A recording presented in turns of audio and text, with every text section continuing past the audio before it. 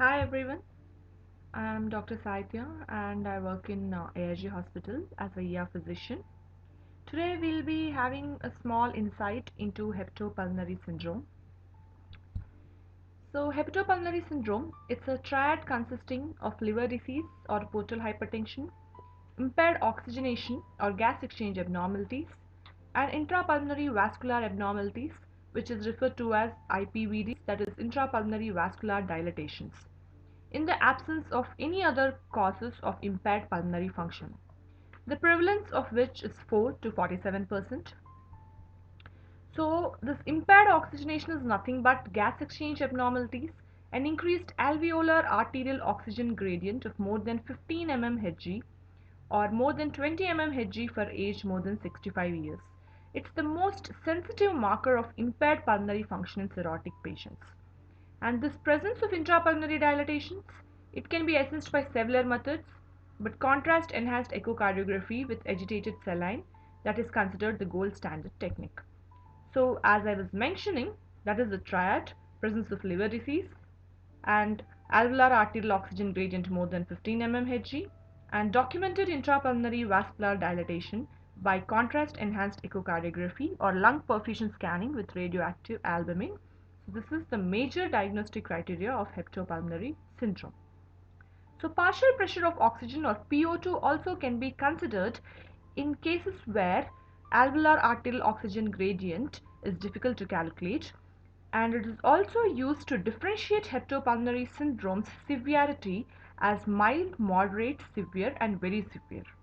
So PO2 of more than or equal to 80 mmHg is categorized as mild, 60 to 80 is categorized as moderate, 50 to 60 as severe, and less than 50 very severe. So there are many liver diseases which are associated with hepatopulmonary syndrome, like cryptogenic cirrhosis, post-necrotic cirrhosis, alcoholic cirrhosis, autoimmune, primary biliary, chronic active hepatitis, primary sclerosing cholangitis, alpha-1 antitrypsin deficiency, Wilson's disease, sarcoidosis, hemochromatosis, biliary atresia, non-cirrhotic portal hypertension, and other glycogen storage disorders, tyrosinemia, Gawker's disease, schistosomiasis, hepatic allograft rejection, nodular regenerative hyperplasia of the liver, Langerhans cell histiocytosis, short telomere syndrome, and hepatic graft versus host disease following hematopoietic stem cell transplantations. Basically, there are two important pathogenesis of this HPS.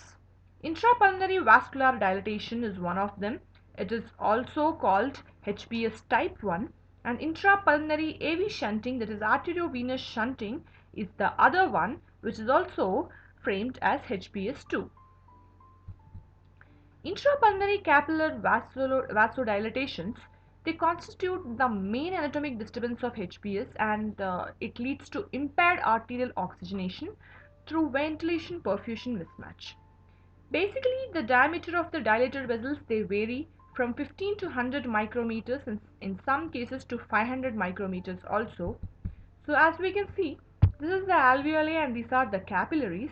This capillary diameter normally ranges from 8 to 15 micrometers, but in case of HPS1, there is this vascular dilatations where it ranges from 15 to 100 and sometimes it may go up till 500 micrometers also, because of which the transit time of RBC decreases, and also the oxygen, it fails to diffuse into the center of the dilated capillary. In contrast to the oxygen, the time taken for this oxygen to come into the center of this capillary is much lesser as compared to time taken in case of dilatation of capillaries, because of which the time taken is greater and there is impaired oxygenation. This is type 1, where there is dilatation of precapillary and capillary vessels in combination with the reduced or absent tone of pulmonary vasculature, which results in increased pulmonary blood flow. In this way, there is overperfusion of the alveolar capillary bed combined with a decrease in the transit time, as I was saying. So the oxygen delivery gets affected and the oxygenation gets affected. Next, coming to type 2, where The diameter of the capillary remains the same, but there is intrapulmonary arteriovenous shunting, that is, the right-sided circulation, the pulmonary artery directly goes into the pulmonary vein, completely bypassing this alveolus. It directly goes into the central circulation, that is the pleural and the pulmonary arteriovenous communications. They directly go into the central circulation without coming in touch with the alveoli. So the presence of more pronounced vascular dilatations and also AV communications, it's most common in the lower lung zones. It was suggested by thoracic CT scan of the many patients, which interpret the mechanism of orthodeoxia. It's the major pathognomic mechanism. There's reduction of PO2 from supine to upright position.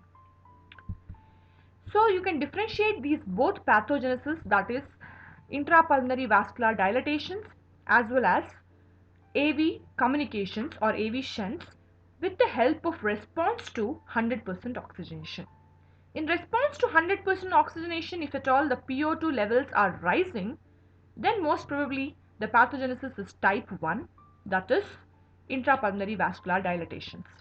If it fails to exceed 500 mmHg, sometimes the shunt can't be ruled out, but if at all the PO2 levels are not rising more than 150 to 200, shunt is the most probable main mechanism of hypoxemia, that is it's most probably HPS type 2. And if at all the PO2 levels are not rising at all, even after giving 100% of oxygenation, there is excessive large AV shunts or very severe kind of HPS type 2. Why exactly this HPS type 1 or pulmonary vasodilatations actually occur which affect this oxygenation? So it's because of an imbalance between cellular vasodilators and vasoconstrictors according to various publications and various studies all through. Increased production of nitric oxide and carbon monoxide. Although there are many vasodilators, but the major of them which cause a difference are these both pulmonary vasodilators. So with this figure, we'll have a small idea about this pathogenesis in type 1. In liver cirrhosis as well as in the case of portal hypertension, there is a release of endothelin 1 secretion. Endothelin 1, it binds to its receptors and it activates the pulmonary endothelial nitric oxide synthase, and there is excessive production of nitric oxide. This is the major natural vasodilator. And also there is bacterial translocation in case of patients with liver cirrhosis, because of which there is pulmonary macrophage accumulation, pulmonary macrophage secretion, which causes inflammatory cytokine release, which is TNF alpha, which again contributes to nitric oxide mediated vasodilation with the help of inducible nitric oxide synthesis. Also, there is VEGF induced angiogenesis and again vasodilation, which is again through nitric oxide. Even carbon monoxide also is the second major cause of vasodilation in these cases. So what are the major clinical features? The major pathognomic feature of HPS is platypnea, or it's also called orthodeoxia, where the PO2 levels they decrease more than or equal to 5% from supine to upright position. As we discussed, it's because of increased perfusion of base of the lungs and elevated intrapulmonary shunting in base of the lungs. So it's also associated with other signs of liver failure like palmar erythema, leukonychia, jaundice, spider nevi, erythemias, ascites, gynecomastia, penile edemas, testicular atropies, clubbing, erythemas, petechias, everything. So the presence of orthodeoxia along with all these signs of liver failure is strongly suggestive of HPS. Orthodeoxia, it can be also seen in other situations like post-pneumonectomy, recurrent pulmonary emboli, ASDs and chronic lung diseases. Orthodeoxia, it affects up to 88% of patients with HPS compared to 5% or fewer of patients with cirrhosis alone. So that is how you can come to know that the cirrhotic patients have HPS as a complication with this particular symptom. So as we have already discussed, platypnea and orthiodoxia, it's majorly because of blood pooling, that is gravitational changes at the basis of the lung with resultant increased AV shunting. So portal hypertension plus spider nevi plus clubbing plus hypoxemia, it is highly suggestive of HPS. How do we diagnose this AV shunting or this vascular dilatations in HPS? The major important gold standard diagnosis of intrapulmonary AV shunts is contrast enhanced echocardiography with agitated saline. What exactly do they do here? Is normal saline is shaken to produce microbubbles more than 10 micrometers in diameter. It is administered to a peripheral vein in the arm, while a 4-chamber transthoracic echocardiography is performed. Microbubbles are normally they are trapped in the pulmonary circulation. They are absorbed by the alveoli as they cannot pass through the normal capillaries. But in the presence of an arteriovenous shunting, these microbubbles they elude the pulmonary capture and they reach the left cardiac chambers. As you can see in this picture, this is the normal 4-chamber view, and here there is opacification of the right heart chambers because of the microbubbles, and then there's an opacification of the left heart chambers with microbubbles after 4 cardiac cycles or 4 heartbeats in case of AV shunting. That is, along with the right heart opacification, there's a left heart opacification also. Then there is this macroaggregated albumin lung perfusion, which again diagnoses the AV shunts.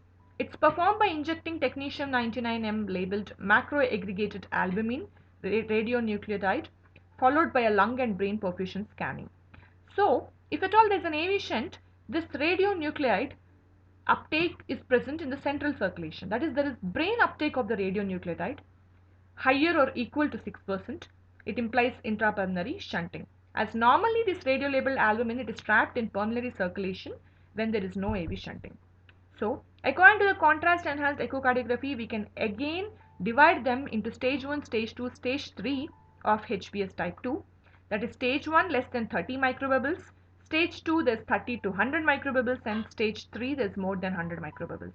And if there is no shunt, there will be no detection of microbubbles in left heart circulation and it will be absorbed by alveoli. Macroaggregated albumin lung perfusion. If there is no shunt, there will be less than 6% brain uptake of radiolabeled albumin, and if there is intrapulmonary shunt, this radiolabeled albumin goes into central circulation and more than or equal to 6% brain uptake of radiolabeled albumin will be seen. So the other investigations are chest X-ray, where you can rule out other causes of impaired oxygenation or other gas exchange abnormalities. HRCT, where you can find out pulmonary vasodilatations, and pulmonary angiography. This is the most important investigation. On the basis of angiographic findings, it will be divided into type 1 and type 2. Type 1 it is characterized by minimally dilated vessels, and type 2 it is delineated by well-defined arteriovenous communications and resistance to 100% oxygen administration. Clinically, that is how we can differentiate type 1 as well as type 2. These are some of the images of pulmonary arteriograms.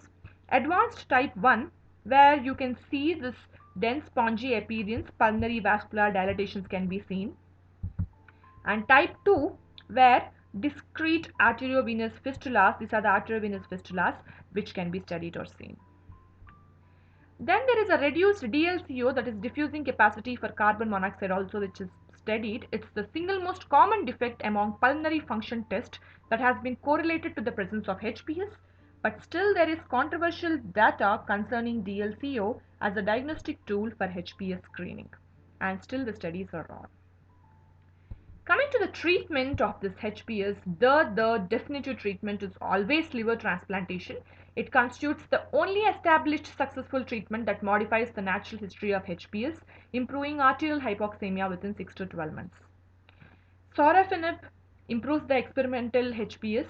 It reduces the VEGF mediated angiogenesis and downregulating eNOS activation because it's a tyrosine kinase receptor inhibitor. Treatment with antibiotics like norfloxacin in order to reduce endotoxemia and bacterial translocation, it did not improve gas exchange, but there was some response in experimental models. There are some single case reports suggesting improvement of HPS after administration of indomethacin, a cyclooxygenase inhibitor, and immunosuppressants also like mycophenolate mofetil, but then there are no RCTs to investigate these findings. Intravenous administration of methylene blue reduced this intrapulmonary shunting and improved oxygenation in experimental models and in a restricted number of patients with HPS. Pentoxifillin, it's a TNF alpha inhibitor, so it improves HPS in experimental models by reducing TNF induced nitric oxide production through down regulation of inducible NOS, because that is how, as we were going through, TNF alpha helps in vasodilatation. Dosage of 400 mg of pentoxifillin 3 times a day for 3 months significantly improved oxygenation, and it decreased the TNF alpha levels in 9 patients with symptomatic HPS according to a study. Even TIPS procedure was performed as a therapeutic maneuver in a limited number of patients that was considered as a bridge towards transplantation. But then there is a concern that persistent right to left shunting via TIPS, it prevents the reversal of intrapulmonary structural alterations. So this was some of the drug therapies which the studies are still on, and there were some of the published reports. But then the definitive treatment is always liver transplantation, although you can try out other drugs and see their efficiency in the improvement. The growing evidence supports garlic to treat HPS, and there are several studies which were published from the last 20 years, from many decades. In 1992, there were researchers from the University of Florida. They published a report of a patient with hepatopulmonary syndrome who failed drug therapy, refused surgery, but then they improved while taking garlic supplements. A later study was conducted in the Medical College of Kolkata also. After giving 9 months of garlic, there was 25% increase in the baseline arterial oxygen levels.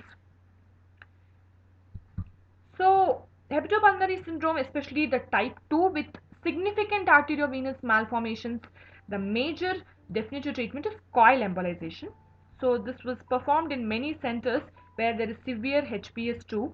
Angiography of this right main pulmonary angiogram, here you can see, following the deployment of the multiple coils, you can see here, it shows the occlusion of the vessel supplying the right mid-lung field. And here there is a selective angiography of the main artery supplying the AVM.